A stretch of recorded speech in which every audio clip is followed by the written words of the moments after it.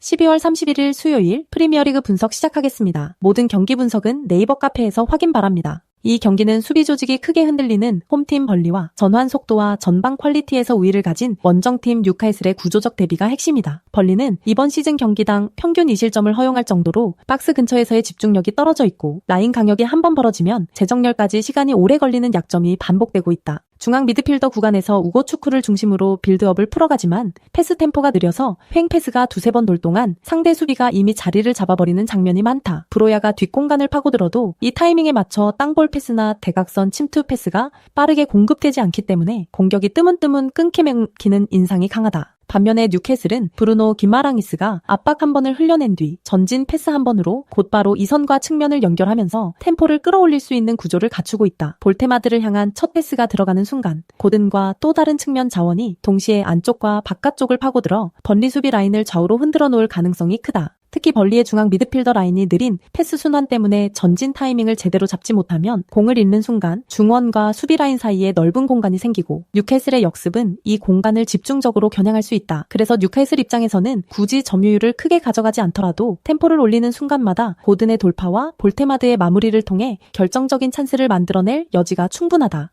또한 뉴카슬 수비진은 하프라인 근처에서부터 라인을 끌어올려 압박 거리를 줄이는 데 익숙해 벌리가 느린 빌드업으로 나올 경우 전방에서 볼을 탈취해 짧은 거리에서 곧장 마무리 상황을 만들 수도 있다. 벌리가 반전을 위해 라인을 올리고 적극적으로 나선다면 오히려 뒷공간이 더 넓게 열리면서 고든의 스프린트와 볼테마드의 연계가 힘을 받을 가능성이 크다는 점도 변수다. 그럼에도 불구하고 벌리가 세트피스나 브로야의 개인 돌파 한두 번으로는 위협적인 장면을 만들 수 있겠지만 전체적인 흐름을 바꾸기에는 수비 조직과 빌드업 템포에서의 열세가 너무 뚜렷하다. 결국 이 경기는 벌리가 버티는 시간이 길어질수록 수비 집중력이 떨어지고 뉴캐슬의 전환 속도와 마무리 퀄리티가 후반으로 갈수록 더 크게 체감되는 방향으로 흐르기 쉽다. 그래서 전반부터 뉴카슬이 템포를 끌어올리며 기세를 타기 시작하면 벌리 수비 라인은 계속해서 강력이 벌어지고 박스 안에서의 마이킹 실수와 세컨 찬스 허용이 연달아 나올 가능성이 높다. 이 구도에서 홈팀 벌리가 승부를 뒤집으려면 빌드업 tem포 개선과 수비 집중력 회복이 동시에 필요하지만 현재 흐름을 감안하면 한 경기 안에 이를 완전히 정리해내기는 쉽지 않아 보인다.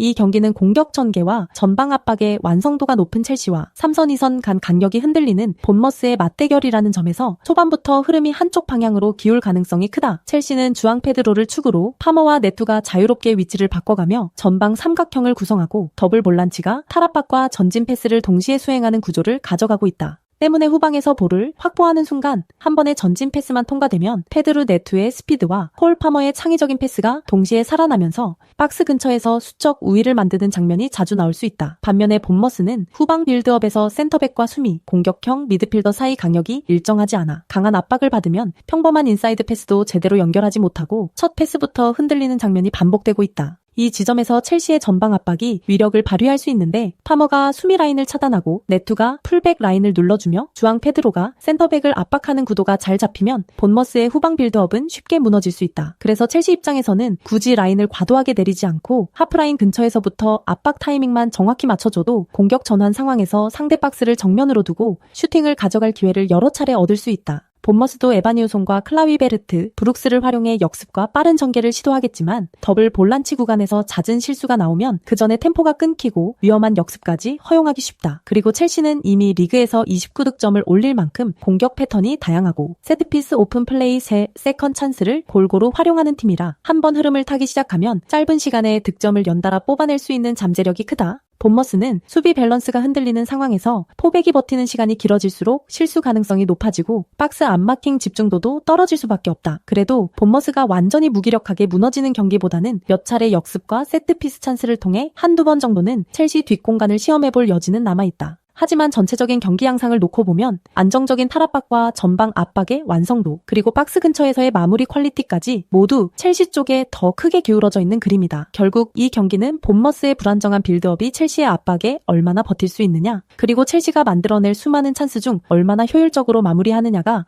스코어 차이를 결정할 것이다. 홈이라는 환경과 공격진의 폼, 압박 구조까지 감안하면 첼시가 경기 내내 주도권을 쥐고 본머스의 포백을 흔들며 득점을 이 경기는 노팅엄의 헐거운 위기관리 능력과 에버튼의 콤팩트한 중원 구조가 정면으로 부딪히는 승부다. 노팅엄은 이고르 제수스를 향한 전진 패스와 허드슨 오도이, 깁스 화이트의 연계를 통해 공격을 풀어가려자 하겠지만 그 과정에서 볼을 잃는 순간 역습 리스크가 크게 열릴 가능성이 높다. 포백 라인이 한번 흔들리면 라인 강력이 벌어진 상태에서 세컨볼 정리가 안 되면서 박스 안이 어지럽게 무너지는 패턴이 다시 나올 수 있다. 에버튼은 바리가 중앙에서 1차 차단을 담당하고 듀스버리 홀이 양옆을 커버하면서 그릴리쉬가 하프 스페이스에서 볼을 오래 소유하는 그림을 만들어갈 것이다. 그릴리쉬가 안쪽으로 좁혀 들어오며 파울을 끌어내면 바로 이어지는 세트피스 상황에서 에버튼의 장점이 극대화될 수 있다. 노팅엄이 이미 26실점을 허용하며 승부처마다 집중력이 무너졌던 흐름을 떠올리면 세트피스와 세컨볼 국면은 에버튼에게 분명한 기회 구간이 된다. 그리고 에버튼은 굳이 라인을 과하게 올리지 않고도 중원에서 볼을 탈취한 뒤 짧은 패스 몇 번으로 박스 근처 진입을 시도하는 효율적인 공격 구조를 갖추고 있다. 결국 경기 전체를 놓고 보면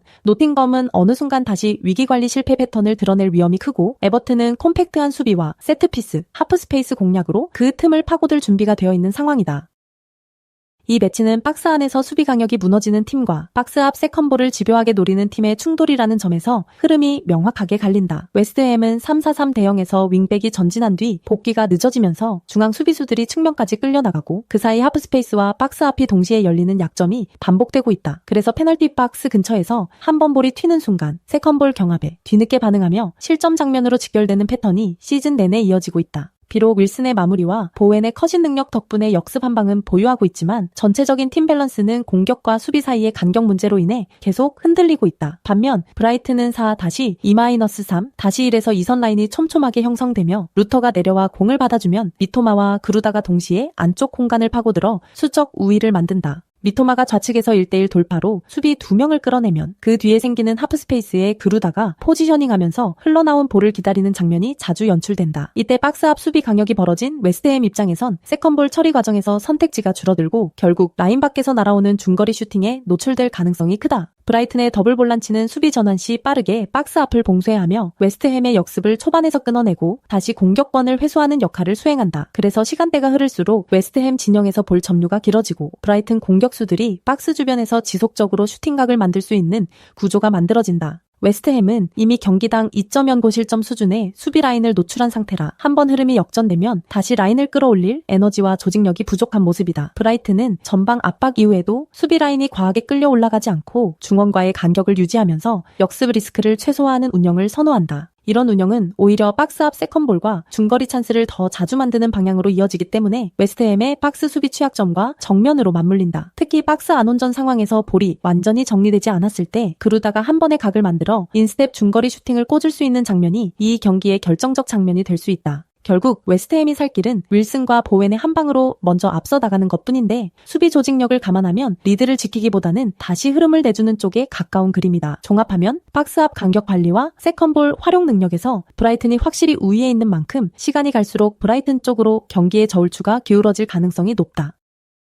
이번 경기는 두 팀 모두 수비 전환 속도는 빠르지만 공격 전개 속도가 지나치게 느려진 시점에서 맞붙는 승부다. 아스날은 요케레스를 축으로 사카에제가 주변을 감싸는 구조이지만 스트라이커의 움직임이 제한된 상황에서는 이선 침투 타이밍이 자연스럽게 꼬이게 된다. 사카와 에제가 공을 잡고도 박스 안으로 깊게 파고들지 못하고 이선에서 옆으로만 볼을 돌리는 장면이 많아진다면 슈팅으로 이어지는 상황 자체가 줄어들 수밖에 없다. 미드필더 라인이 한 번 더 박스 안으로 침투해줘야 하지만 체력 부담 탓에 역습 리스크를 감수하고 올라가는 선택은 줄어드는 모습이다. 아스톤 빌라 역시 구조는 비슷하다. 와킨스가 전방에서 버텨주고 맥긴과 틸레만스가 뒤에서 받쳐주는 그림이지만 3명의 타이밍이 맞아떨어졌을 때 나오는 박스 안 장면이 예전만큼 자주 나오지 않는다. 와킨스가 깊게 파고드는 빈도보다 중원에서 공을 오래 붙잡고 있는 시간이 더 길어지면서 경기 템포가 늘어지는 양상이 반복되고 있다. 두 팀 모두 빡빡한 일정을 소화해온 만큼 전방 압박 강도도 자연스럽게 떨어져 있다. 덕분에 빌드업 과정에서 큰 실수는 줄어들 수 있지만 동시에 상대 수비 라인을 무너뜨릴 만큼 강한 스프린트나 과감한 침투도